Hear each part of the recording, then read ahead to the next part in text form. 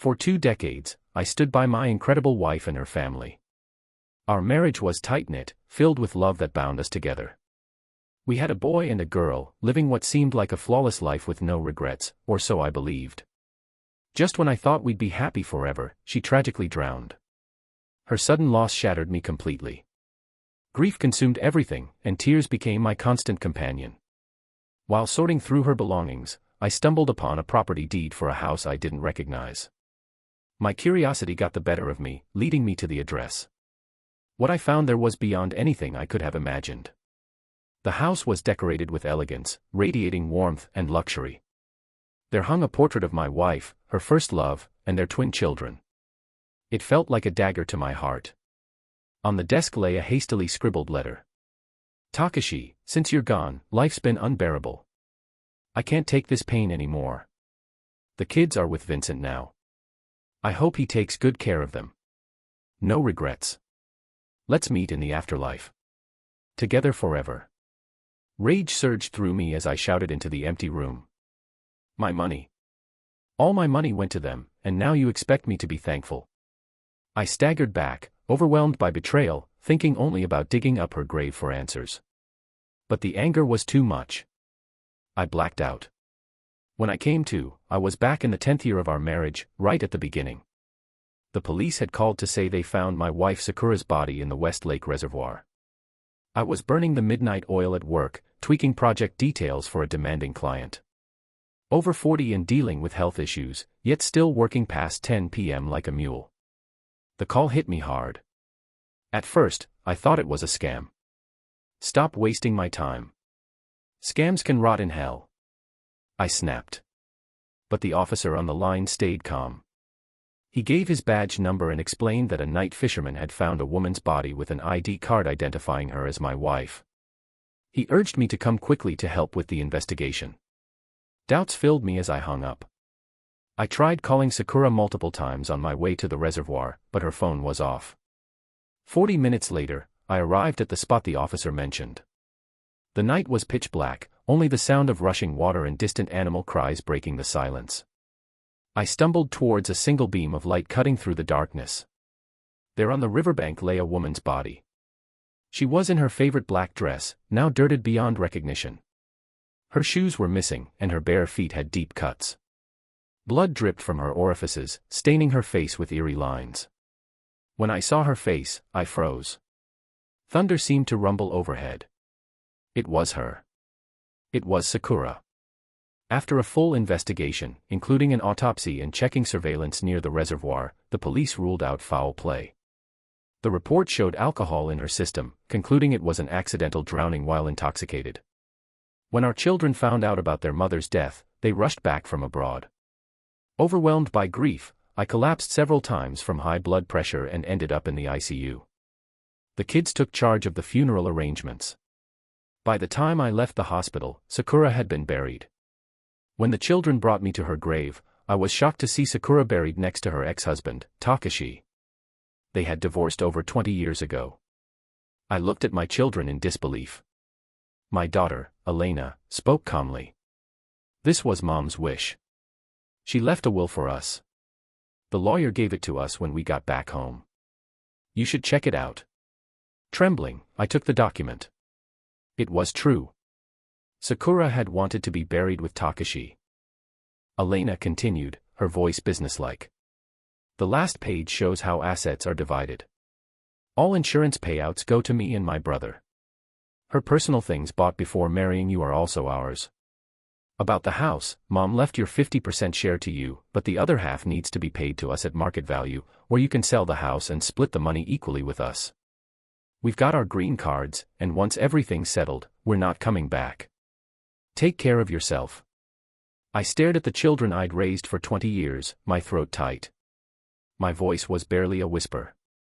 How can you be so ungrateful? I've been married to Sakura for 20 years, fathering Adrian and Elena when they were just 5. I loved her deeply, cared for her, and raised her children with all my heart. I supported her parents with dedication and respect, and yet in the end, you took everything from me. I stumbled home with what little strength I had left. The house was just as it had been when Sakura was alive. We'd lived here for nearly 20 years. I bought this old apartment when we married. Even though it was her second marriage, I handed over a dowry worth tens of thousands to her and used my savings to add her name to the title without hesitation. The apartment was over 30 years old, small, shabby, and cramped. Its usable area barely spanned 80 square meters, yet it had housed 5 people, including my mother-in-law, 4 years.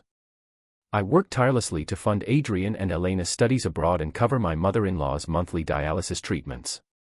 I scrimped and saved, often leaving myself with only a few hundred for living expenses. I always told myself things would get better. Everything would get better. But now I realized I'd been nothing more than a tool for their family. My gaze was empty as I began packing up Sakura's belongings. While cleaning her wardrobe, I found an old magazine with a faded photocopy of a property deed. The owner was listed as Sakura. Following the address, I hired a locksmith who checked my ID before opening the door. When I stepped inside, I was stunned. This was clearly Sakura and Takeshi's love nest. The walls were covered with photos of them and their twin children. The interior was lavishly decorated, cozy, sweet, and full of luxury. Expensive furniture, plush carpets, and a sparkling chandelier filled the space. It was a stark contrast to our dilapidated, cramped home where we could barely move.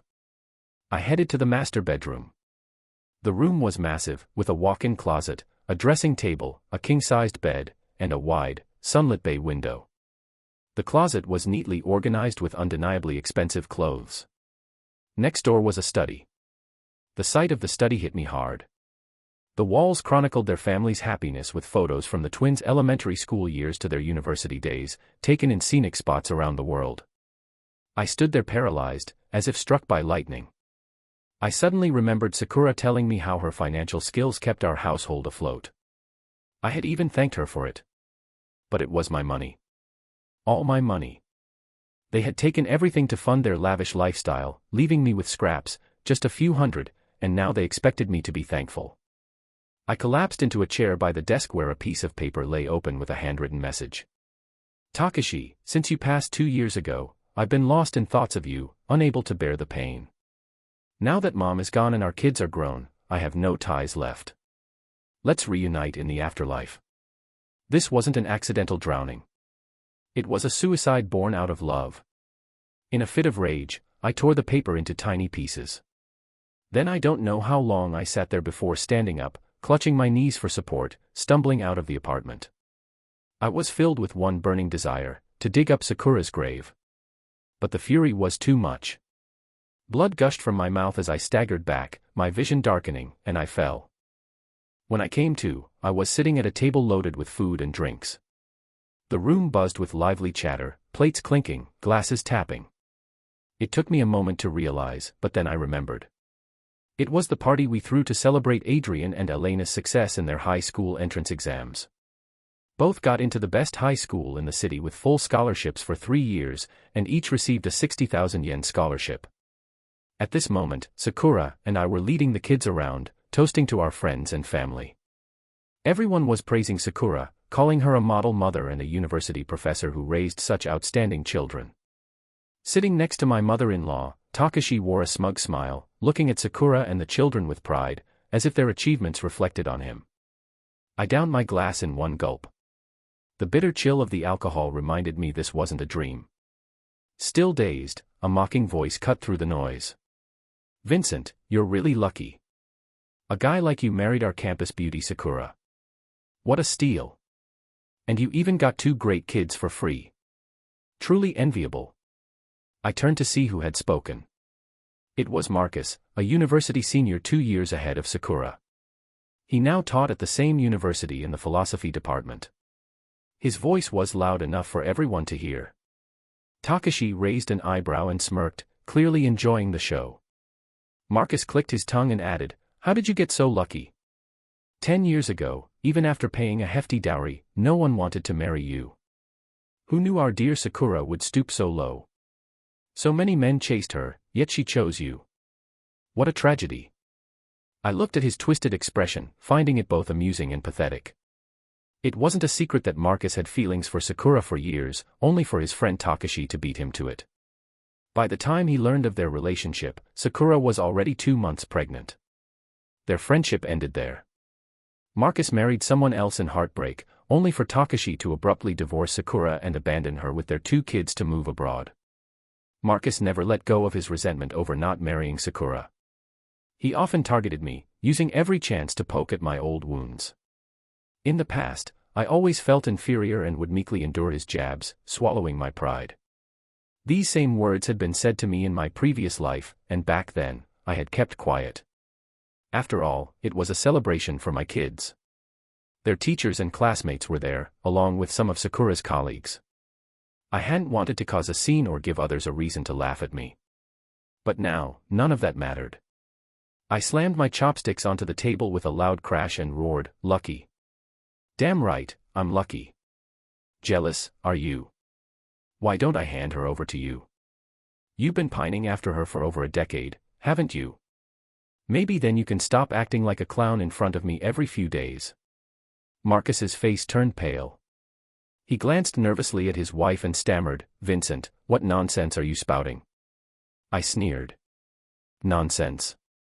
Those disgusting messages you sent to Sakura, the way you drool over her every time you see her, do you think no one notices?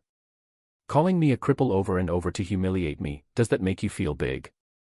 Let me warn you, if you dare call me that again, I'll make sure you spend the rest of your life in a wheelchair." Yeah, my leg was broken in a fight, but it was Sakura who insisted on marrying me. And you?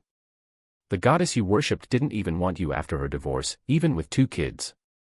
So what are you showing off for? Everyone's eyes turned to me. Marcus's wife glared at him with humiliation and fury. Sakura hurried over and tugged at my sleeve, frowning in displeasure. "What's wrong with you? Do you have to bring this up in front of everyone on such an important day?" I yanked my arm free and replied coldly, "Bring it up. Did I start this? He's been provoking me every single time. Are you blind?" Marcus's wife bit her lip and approached him. The next moment, a loud slap echoed as she hit him hard across the face, leaving him stunned. Without another word, she turned and stormed out of the banquet hall. The previously noisy room fell silent. Takeshi, who had been sitting back and enjoying the spectacle, stood up. He walked over to stand beside Sakura, a polite smile on his face, though his eyes gleamed with provocation and scorn. In a measured tone, he said, "Vincent, no one's judging you for your past, but there's no need to flaunt it in front of everyone, is there? You're now the backbone of this family, Sakura's husband, and the father of 2 kids. Bringing these things up doesn't just demean you. It embarrasses Sakura and makes it hard for the kids to face their peers in the future." I followed Takeshi's gaze to Adrian and Elena standing not far away. Adrian's fists were clenched tightly, his eyes bloodshot, while Elena's eyes brimmed with tears, glaring at me with hatred and disgust. Remembering how they had coldly waved Sakura's will at me in the cemetery, pressing me to sell the house and split the money with them, I let out a bitter laugh. Their real father isn't dead. What right do I have to call myself their dad? When he's dead, maybe then we can talk. Takeshi stammered, How can you say something like that?" He faltered, turning to Sakura with a frown. A flicker of resentment crossed Sakura's eyes as she grabbed my sleeve again, pulling me back and whispering sharply, "Vincent, what's wrong with you? Everyone's watching. Do you really want people to look down on us?" I turned to face her, and waves of overwhelming hatred surged in my chest. Sensing the tension, one of the guests quickly stepped in to smooth things over. "Professor Chen, come on. We need your advice on raising kids. My son keeps failing his exams. How do you usually communicate with your children?" Gradually, the noise returned to the banquet hall, the awkward atmosphere dissipating. I sank back into my chair, my gaze cold as I looked around. My chest felt tight with anger.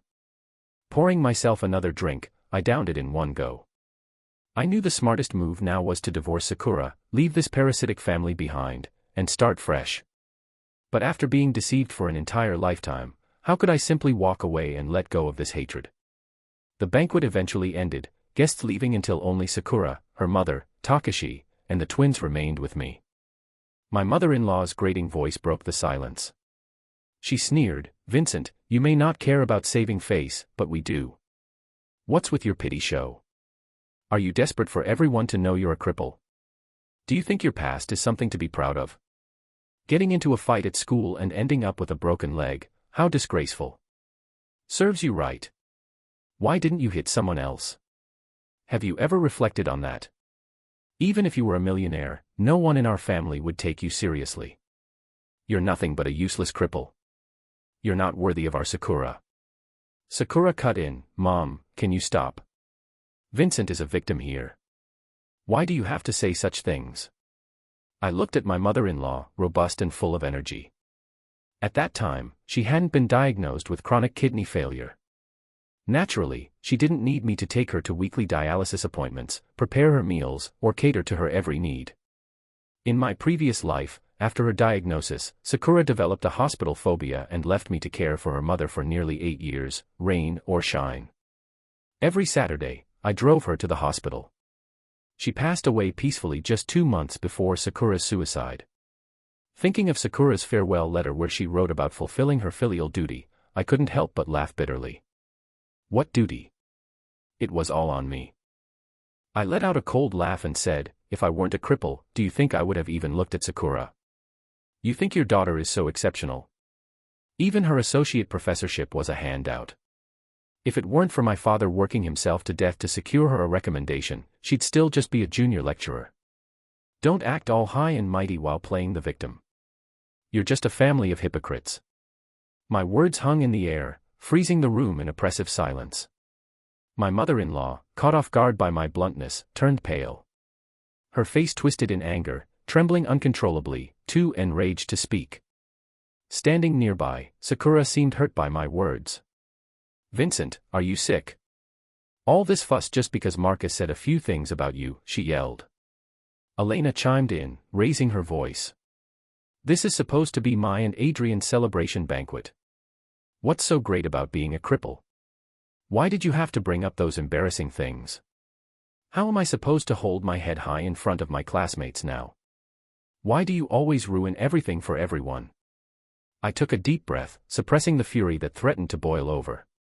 Turning to Sakura, I said, you're right. I am sick. Do you have a cure? Let me say this one more time, if I hear him call me a cripple again, I'll make sure he spends the rest of his life in a wheelchair. Then I shifted my gaze to Elena. And who are you to me? Whether you can hold your head high in front of your classmates has nothing to do with me. You're short, ugly, and have flared nostrils. Honestly, letting you take my last name was humiliating for me. Who can I complain to about that?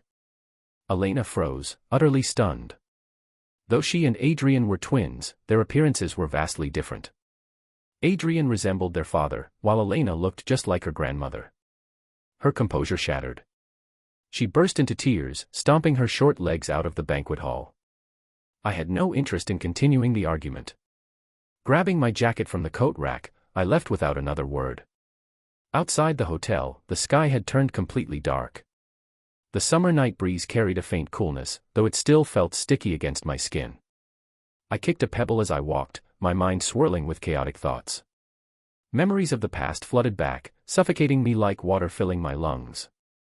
In my second year of high school, I was bullied after rejecting a classmate's confession. I was ambushed on my way home by a group of thugs. Security wasn't as good back then, and many alleys lacked cameras.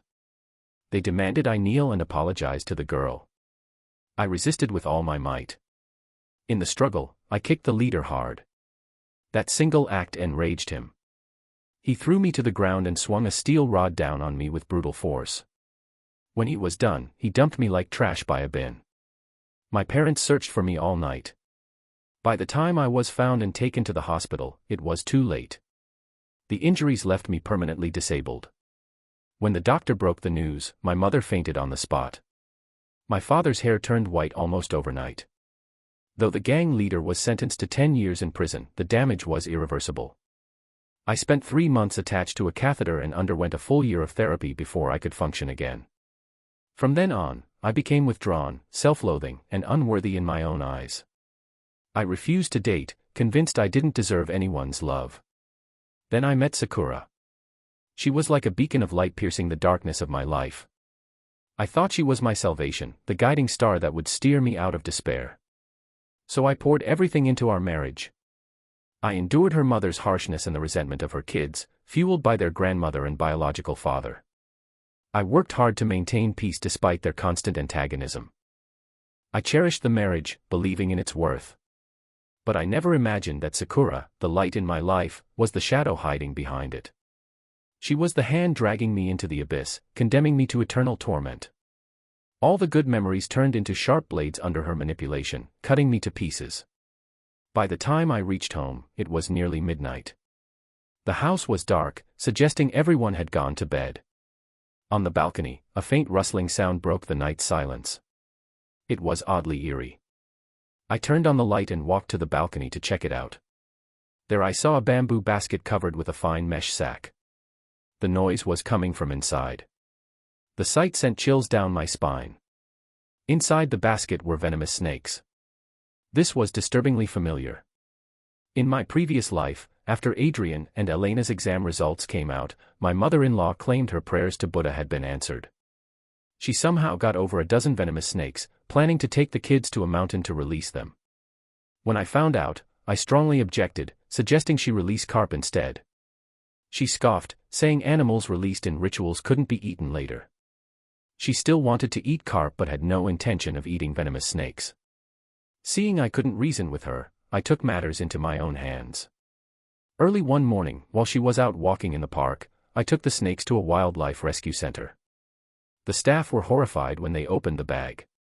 It was full of highly venomous banded krites. Since these snakes are nationally protected, they immediately called the police. I endured a long hour of criticism and had to sign a written guarantee that I wouldn't engage in illegal wildlife trading before being allowed to leave. My mother-in-law was furious, accusing me of ruining her spiritual progress. I turned away from the balcony and went back to my room. This time, I had no intention of interfering. Early the next morning, my mother-in-law returned home with breakfast in hand and loudly instructed Sakura, "Go wake Adrian and Elena for breakfast. We need to take them to the mountain for the release ceremony afterward." Sakura pursed her lips and said, "Mom, can't you stop involving the kids in these superstitious rituals?" My mother-in-law shot her a glare and retorted, "What do you know? If I hadn't prayed to Buddha back then, do you think the kids would have done so well on their exams? Or that Vincent could make any money? It's all thanks to Buddha's blessings." Sakura frowned slightly but, seeing she couldn't argue, reluctantly went to knock on Adrian and Elena's doors.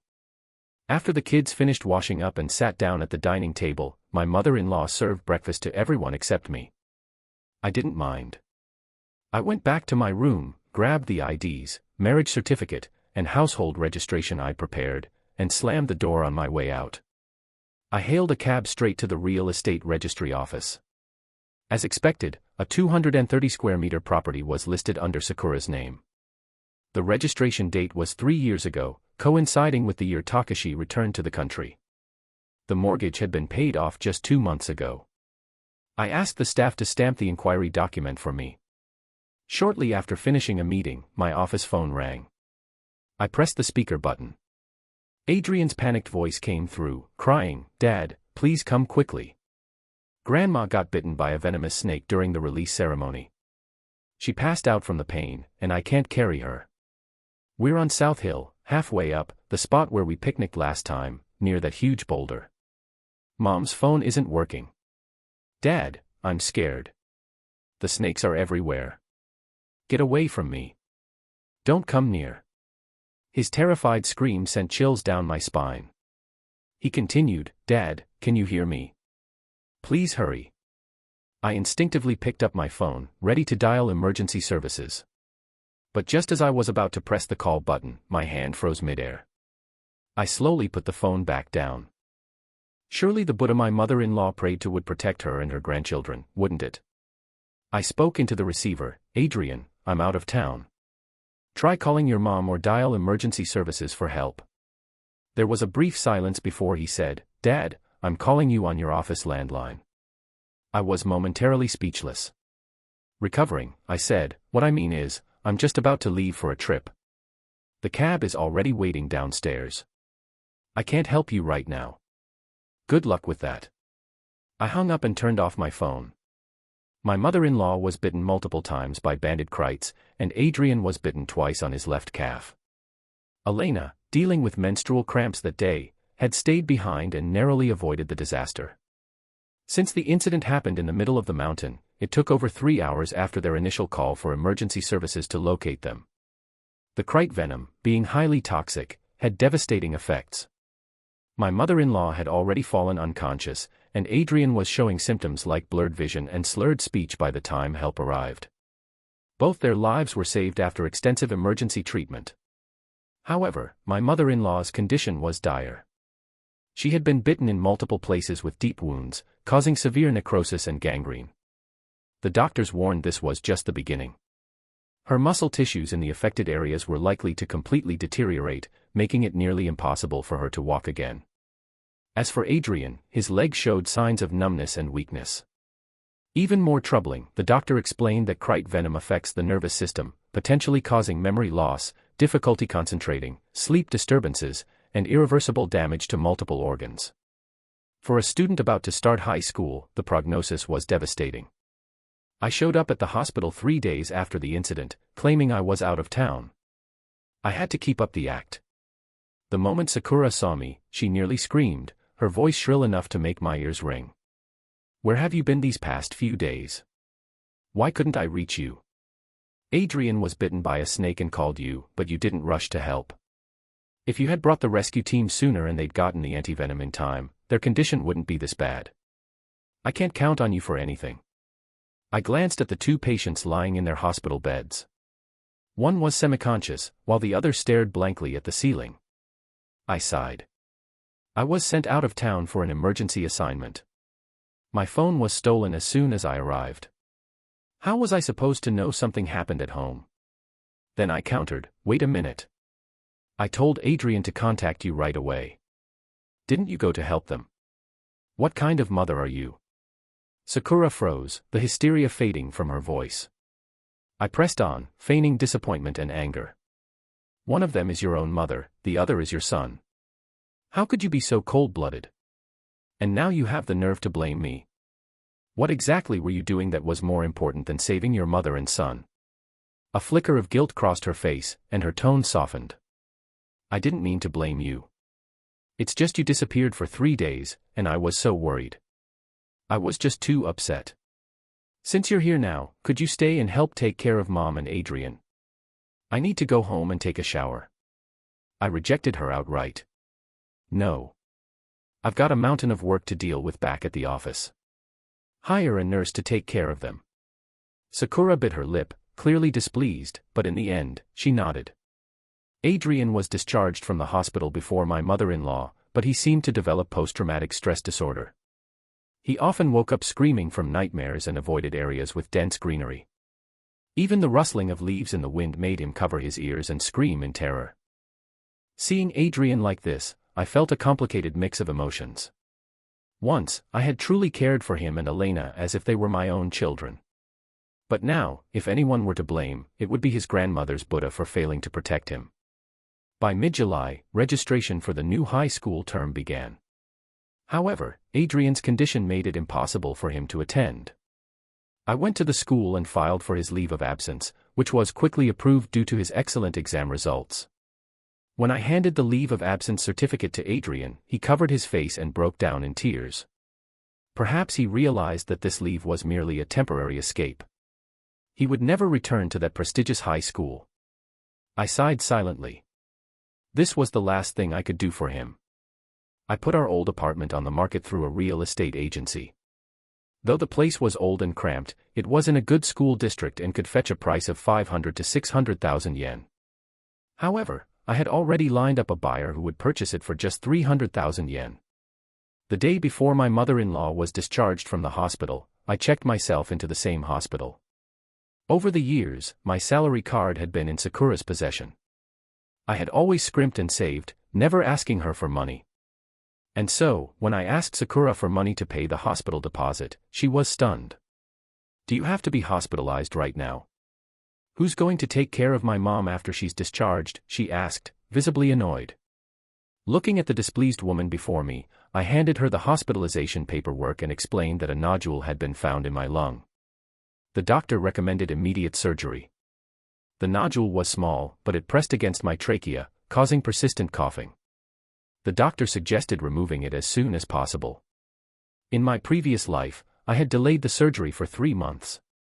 This time, I intentionally scheduled it earlier.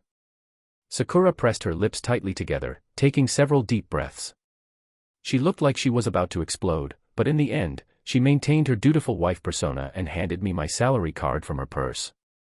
I called my cousin, who was home for summer break from college, and asked him to accompany me at the hospital for a few days. The day after my surgery, while my cousin went downstairs for lunch, Sakura appeared in my room with several documents and asked me to sign them. Still weak from the surgery and unable to eat, I felt groggy, yet she insisted. She explained that one of her friends had recently lost her job and was now selling insurance. Buying a few short-term policies would help her meet her quota. It's not expensive, just 100 or 200 yen per policy for a 1-year term. Just help me out by signing at the bottom. I'll take care of the rest. She handed me a pen and even took out her phone, preparing to record the moment. Just then, my cousin returned to retrieve his phone. Seeing Sakura pressuring me to sign something, he looked surprised. "Sis, what's so urgent that my brother has to sign it now? He's barely coherent. Can he even read the documents properly? Let me take a look first." As he reached for the documents, Sakura quickly gathered them into her bag and forced a stiff smile. "Oh my, I forgot he just had surgery. I was only thinking about helping my friend with her insurance quota. We'll wait a few days for him to recover before signing anything." She said this before hastily leaving the room. My cousin shot her a suspicious look and muttered, "Sis, you're not trying to sneak in a loan agreement or something shady, are you?" Though said in jest, his words made Sakura's face turn pale. She snapped back, "What nonsense are you spouting? You're a college student. How can you be so rude?" With that, she fled the room in embarrassment. My cousin looked dissatisfied, but I handed him his phone and apologized on her behalf, urging him to go eat and not take her words to heart. He reluctantly went downstairs, still fuming. The next day, during the doctor's rounds, I was advised to start moving around to help with my recovery. My cousin borrowed a wheelchair and suggested we go for a stroll in the hospital garden while the weather was still cool. After walking for about 10 minutes, we grew tired and sat down on a bench behind an artificial hill to rest. Suddenly, a familiar female voice caught my attention. "Takeshi, I'll come over tonight. Why did you come to the hospital so early?" I turned and followed the voice. Sakura was leaning into Takeshi's arms, holding a thermos, her expression a mix of bashfulness and exasperation. I placed a finger over my lips, signaling my cousin to stay quiet, and moved slightly behind the artificial hill to listen. Takeshi frowned and said, "I can't stand the thought of you spending 2 hours making chicken soup for that cripple. Does he even deserve your kindness?" Sakura giggled and replied, "Are you jealous? Every time I come to your place, I'm the one cooking and making soup. Now that he's sick, I've only brought him food twice. Besides, you wouldn't want him to become gravely ill, leaving my mom and the kids without support, would you? Or do you plan to take care of us? In that case, I'll divorce him right away and remarry you." Takeshi scoffed. "I'm not stupid. Why would I take on that burden? Let him spend his money and effort raising my kids for me. Isn't it perfect? A free ride is always better. As for your mom, who could put up with her temper, I'd rather stick with what we have now. No strings attached." He then asked, "By the way, did you get him to sign that gift agreement to transfer the house to my name?" Sakura pouted. "Not yet. That brat of a cousin ruined it. I almost succeeded. It's not a big deal if he doesn't sign it himself, but if he ever finds out and takes it to court, it might get revoked. I'll find another chance." Takeshi chuckled. "Take your time. I'll be waiting." He reached for the thermos in her hand, saying, "Let me try your cooking first. I haven't had breakfast yet." Sakura hesitated but eventually opened the lid for him. Takeshi smugly raised the thermos, took a sniff, and then a sip. The next second, he spat the soup back into the container, grimacing. "Why is it so bland and greasy? It's disgusting. This soup isn't fit for me. Let your dear husband have it." Sakura smiled sheepishly, dabbing at his mouth with a tissue. "It's supposed to be light since he just had surgery. The chicken might have been a bit fatty, but I'll make a fresh pot for you tonight. Wait for me downstairs. I'll take this up to him and be right back." The two of them walked toward the hospital building. My cousin, who had been silent, turned to me, his face streaked with tears. He gripped my wrist tightly, his hands trembling with rage. I forced a smile at him. His tears flowed more freely as he choked out, "Bro, I want to kill those bastards." I patted his back gently, trying to calm him down. Killing them would be too easy. I want them to live. After being discharged from the hospital, I discovered that Sakura had temporarily sent her mother to a care home, likely planning to bring her back for me to care for once I recovered. How convenient. The real estate agent called, informing me there was a buyer for our apartment. When Sakura found out I decided to sell the house, she exclaimed, "Are you crazy? Where will we live if you sell it?" I smiled and replied, "I'm planning to get a bigger place. This apartment is too cramped for our family." She frowned. "We don't have the money for that kind of upgrade right now.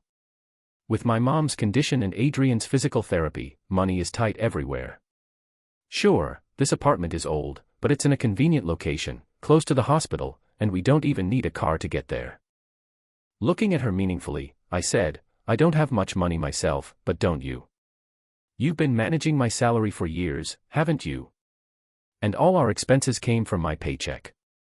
What about your earnings after you became an associate professor? Don't tell me you don't have any money." Sakura's expression faltered slightly. "I do, but most of my money is tied up in investments. I can't withdraw it immediately." Seeing her bring up investments, I pressed further. "Well then, since you've invested our shared funds, I'll need to review the details. After all, this is marital property. I just want to verify the amounts you've invested and ensure they align with your income over the years." Of course, she wasn't going to let me check. Those funds had gone into purchasing the house, and even if there were investments, she never intended to share them with me. "No problem," I said. I made a quick call to my lawyer, asking him to come over and notarize an agreement. I requested that Sakura confirm under oath that all investments under her name as of today were considered marital property. She hesitated, her face flushing as she bit her lip. "Vincent, what are you implying? Do you suspect me of something?" I shook my head with a smile. "If these investments were made with our money, then they're marital property. This is just a formality, unless of course you're hiding something from me." "Of course not," she snapped. "Then why won't you sign?" I asked. Sakura was at a loss for words. Seeing her reluctance, I turned to the lawyer. "If my wife has secretly transferred assets, how can I legally trace her financial transactions?" Sakura's body trembled, and the pen in her hand fell to the ground. The lawyer, catching on, replied earnestly, "You would need to apply for a court order. Once granted, a lawyer could assist in tracing all her bank accounts and financial holdings, including stocks, funds, and bonds. However, this process is typically only pursued during divorce proceedings for asset division, but before he could finish, Sakura had already signed and stamped the agreement, handing it to me. I took it with a faint smile and asked the lawyer to record and notarize the transaction. The sale closed at 300,000 yen, with the buyer being a friend I had arranged beforehand. Sakura was incredulous and called the agent multiple times to confirm. The agent patiently explained that while the apartment was in a school district, the new elementary and middle school campuses were under construction and would relocate within 3 years. After that, the area would essentially become an urban slum. Sakura, no fool, tried to cancel the sale. The agent produced the contract she and I had signed, explaining, "If you unilaterally terminate the agreement, you'll need to compensate the buyer 20% of the sale price." I interjected to smooth things over. "Forget it. Selling for 300,000 yen is already decent.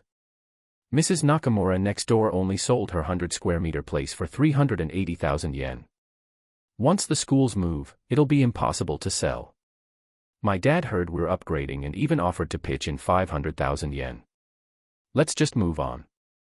Mrs. Nakamura had indeed sold her place for 380,000 yen, but it was to her sister-in-law. She had already purchased a new home.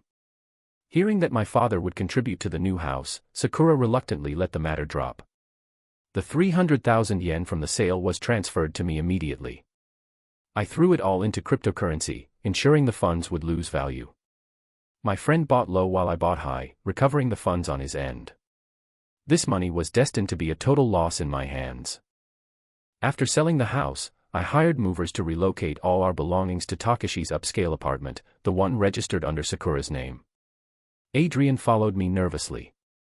When he realized the moving address was his biological father's home, shame overwhelmed him.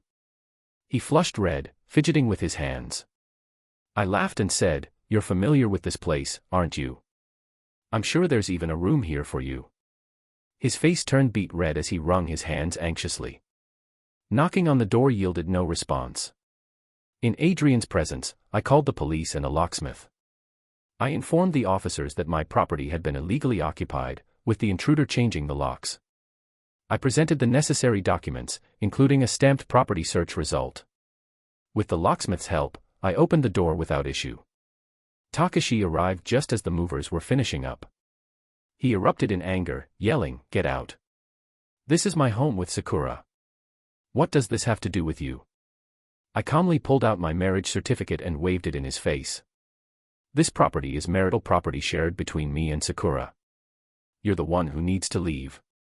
The police confirmed the property was under Sakura's name and, as such, was marital property. They reiterated that point. They informed Takeshi that he must vacate immediately and could face legal action and financial compensation if I pursued the matter further. Takeshi froze in place. He fumbled for his phone to call Sakura, hoping she could intervene. I sneered at him. Sakura was in no position to help. Just 2 days ago, I had sent all the evidence of their affair, collected by a private investigator, to the disciplinary committee at Sakura's school and the local education authority. She was probably being investigated as we spoke. After work, Sakura learned about everything that had happened. Surprisingly, she didn't lash out at me as usual. Instead, she knelt before me, pleading and apologizing profusely. She claimed that she had only lent the house to Takeshi temporarily and had kept it from me out of fear of misunderstanding. After spewing her excuses, she tearfully begged me to speak to my father, asking him to use his connections to help cover up her misconduct at school. Without intervention, she said, she would no longer be able to work as a teacher.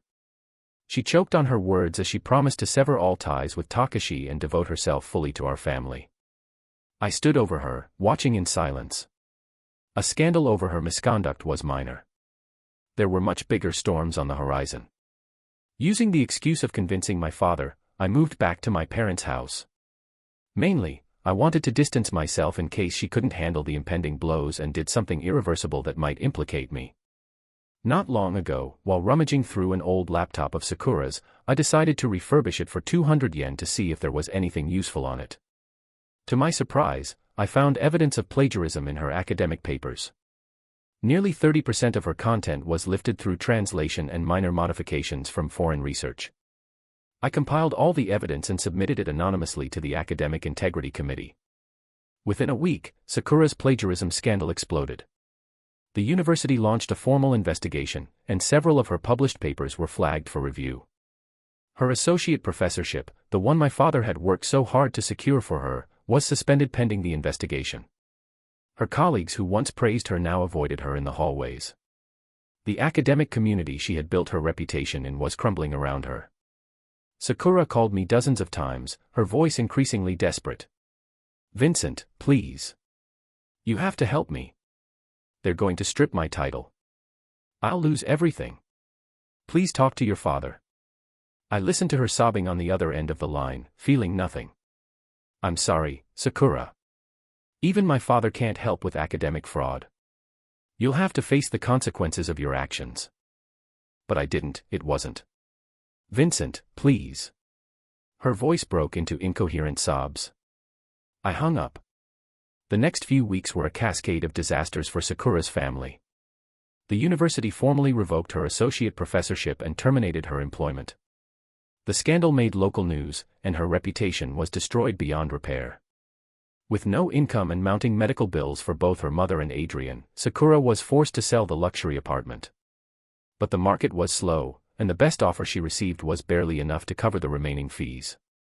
My mother-in-law, now permanently wheelchair-bound and requiring round-the-clock care, was moved to a public nursing facility. The conditions there were far from the comfort she had once known. She cursed Sakura daily for her failures, blaming her for everything. Adrian's condition continued to deteriorate. The neurological damage from the snake venom was permanent. His once bright future, filled with scholarships and accolades, had vanished. He spent his days in therapy, struggling with basic cognitive functions. Elena, watching her family fall apart, cut all contact with Sakura. She moved in with a friend's family and refused to answer any calls. The daughter who had once proudly declared she would never return now wanted nothing to do with any of them. Takeshi, seeing the writing on the wall, disappeared completely. He blocked Sakura's number, moved out of the city, and left no forwarding address. The men she had loved so deeply, the one she had sacrificed everything for, abandoned her the moment she became a liability. Sakura tried to reach out to me repeatedly, showing up at my parents' house, begging for reconciliation. But I had already filed for divorce. The proceedings were swift. With all the evidence of her affair, her financial deception, and her betrayal, the court ruled in my favor. I was awarded full ownership of what little assets remained. Sakura received nothing. One evening, I received a call from the police. They had found Sakura at the West Lake Reservoir, the same place where, in my previous life, she had drowned herself for love of Takeshi. But this time, she had been pulled from the water before it was too late. She was placed under psychiatric evaluation. The doctors diagnosed severe depression and suicidal ideation. She was institutionalized for her own safety. I visited her once, not out of compassion, but to see the end of my revenge with my own eyes. She sat in a sterile white room, her hair unkempt, her eyes hollow and lifeless. When she saw me, a flicker of recognition crossed her face. "Vincent," she whispered, her voice barely audible. "Why? Why did you do this to me?" I looked at her, this woman who had once been the light in my life, now reduced to a broken shell. "You ask me why?" I said quietly. "You took everything from me. My money, my dignity, my love. You used me as a tool while you lived your secret life with Takeshi. You expected me to be grateful while you bled me dry. Did you really think there would be no consequences?" Tears streamed down her face. "I loved you too, Vincent. In my own way, I did." I shook my head. "No, Sakura. You loved what I could provide. You never loved me." I turned to leave, but her voice stopped me one last time. "What about the kids? What about Adrian?" I paused at the door. "Adrian has his father to thank for his condition. Your mother has her Buddha. And you? You have yourself." With that, I walked out of the institution and never looked back. Years later, I rebuilt my life. I found peace in solitude, free from the parasites who had drained me for 2 decades. I never remarried, never sought another relationship. I had learned my lesson. Sometimes, late at night, I would think about that second chance I had been given. That moment when I woke up 10 years in the past, armed with the knowledge of their betrayal. Some might say my revenge was cruel, that I could have simply walked away. But they didn't know what it was like to devote your entire life to people who saw you as nothing more than a means to an end. They didn't know the pain of discovering that the love you cherished was built on lies and deception. I had no regrets. Justice, cold and calculated, had been served. And in the end, I was free.